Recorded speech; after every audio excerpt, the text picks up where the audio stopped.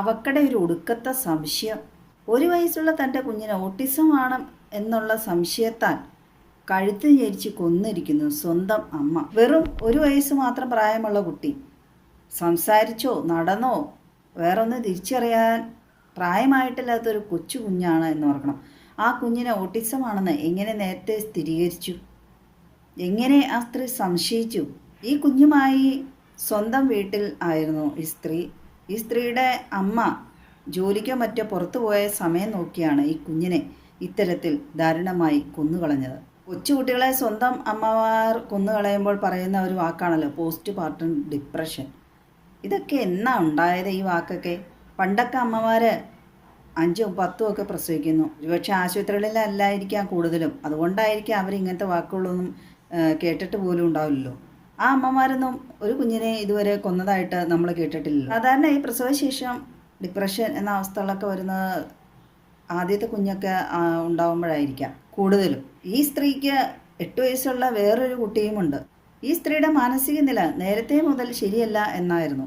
അപ്പോൾ പിന്നെ അങ്ങനെയുള്ള ഒരു സ്ത്രീയുടെ അടുത്ത് എന്തിനാണ് ഈ കുഞ്ഞിനെ ഒറ്റയ്ക്കാക്കി പോയത്? ആ കുഞ്ഞിനെ വേണ്ടായിരുന്നെങ്കിൽ ഉപേക്ഷിക്കൂ. മറ്റെന്തെല്ലാം മാർഗങ്ങളുണ്ടായിരുന്നു ആ കുഞ്ഞിനെ കൊല്ലാതെ തന്നെ ആ കുഞ്ഞിനെ ജീവനോടെ ഇരുത്താൻ? ഇത്തരം സംഭവങ്ങൾ കൂടുതലായി ആവർത്തിക്കപ്പെടുന്നു. അതിൻ്റെ പ്രധാന കാരണം ഇത്തരത്തിൽ സ്വന്തം കുഞ്ഞുങ്ങളെ കൊന്നുകളയുന്ന അമ്മമാർക്കെതിരെ തക്കതായ നല്ല രീതിയിൽ ഉള്ള ശിക്ഷ. നല്ല രീതിയിലുള്ള ശിക്ഷ എന്ന് പറഞ്ഞാൽ ജയിലിലെ പിന്നെ സുഖമാണല്ലോ. ആ ശിക്ഷ നല്ല രീതിയിൽ തന്നെയാണല്ലോ. അതുകൊണ്ടായിരിക്കാം ഒരുപക്ഷെ രക്ഷിക്കേണ്ട കാര്യങ്ങൾ തന്നെ ശിക്ഷിക്കുന്നത്. ഒരു കണക്കിന് പറയുകയാണെങ്കിൽ ഭിന്നശേഷിക്കാരായ കുട്ടികളുള്ള മാതാപിതാക്കൾ എത്രയോ പേരുണ്ട്. അവർ എത്രയോ പ്രായമായ മക്കളെ നോക്കുന്നവർ ഇപ്പോഴുമുണ്ട്. അവർക്കൊക്കെ ബിഗ് സല്യൂട്ട് തന്നെയുണ്ട്. ഒരു ഹിന്ദി റിയാലിറ്റി ഷോയിൽ കാർത്തിക് കൃഷ്ണമൂർത്തി എന്ന ഒരു പയ്യൻ വളരെ ഫേമസായി മാറി.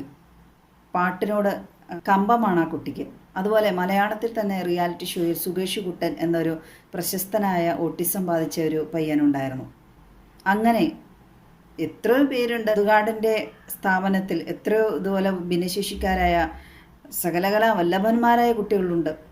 മാത്രമല്ല എണീക്കാൻ പോലും കഴിയാതെ എത്രയോ മക്കളെ നോക്കുന്ന മാതാപിതാക്കളുണ്ട്. വാമനപുരം സ്വദേശികളായ അശ്വതി സുഭാഷ് ദമ്പതികളുടെ മകൾ പവിത്രയാണ് സ്വന്തം അമ്മയുടെ കൈകൊണ്ട് കൊല്ലപ്പെട്ടത്. എത്രയോ മക്കളില്ലാത്ത ദമ്പതികളുണ്ട്. ഇങ്ങനെയുള്ള ആളുകളെ ഓർത്തെങ്കിലും ഈ സ്ത്രീക്ക് ആ കുഞ്ഞിനെ കൊല്ലാതിരിക്കാമായിരുന്നു. എത്രയോ സ്ത്രീകൾ ആരുടെ സപ്പോർട്ടില്ലാതെ പ്രസവിക്കുന്നു. നാടോടികളായ സ്ത്രീകൾക്ക് മക്കളില്ലേ? പിന്നെ ചുവന്ന തെരുവുകളിൽ ജീവിക്കുന്ന എത്രയോ സ്ത്രീകൾ പ്രസവിക്കുന്നു. അവർക്കൊക്കെ സ്വന്തം വീട്ടുകാരോ ഭർത്താവ് എന്ന് അവകാശപ്പെടാൻ കുറേ ഭർത്താക്കന്മാരുണ്ട്. അവരുടെ വീട്ടുകാരോ ഒന്നുമില്ലല്ലോ.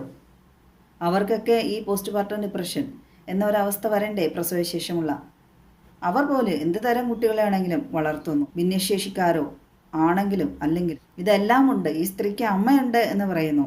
ഭർത്താവും വീട്ടുകാരും ഉണ്ടായിരിക്കാം. ഈ സ്ത്രീക്ക് സ്വന്തം വീട്ടുകാരുണ്ടായിട്ടും ഈ സ്ത്രീ പ്രസവശേഷമുള്ള മാനസികാവസ്ഥയിലൂടെ കടന്നു പോവുകയായിരുന്നു. 1 വയസ്സായി കുട്ടിക്കെന്ന് ഓർക്കണം. പ്രസവം കഴിഞ്ഞിട്ട് കുറേ നാളായിട്ടുണ്ട്. മാത്രമല്ല മൂത്ത ഒരു കുട്ടി ഉള്ളതുമാണ്. ഒരു പ്രസവം കഴിഞ്ഞതുമാണ് നേരത്തെ. അങ്ങനെ മാനസികമായ പ്രശ്നമുള്ള സ്ത്രീയായിരുന്നെങ്കിൽ അവർക്ക് ആദ്യത്തെ കുട്ടി ഉണ്ടാകുമ്പോൾ തന്നെ പ്രസവശേഷം ഇതുപോലെ പ്രശ്നങ്ങൾ ഉണ്ടായിരുന്നിരിക്കണമല്ലോ.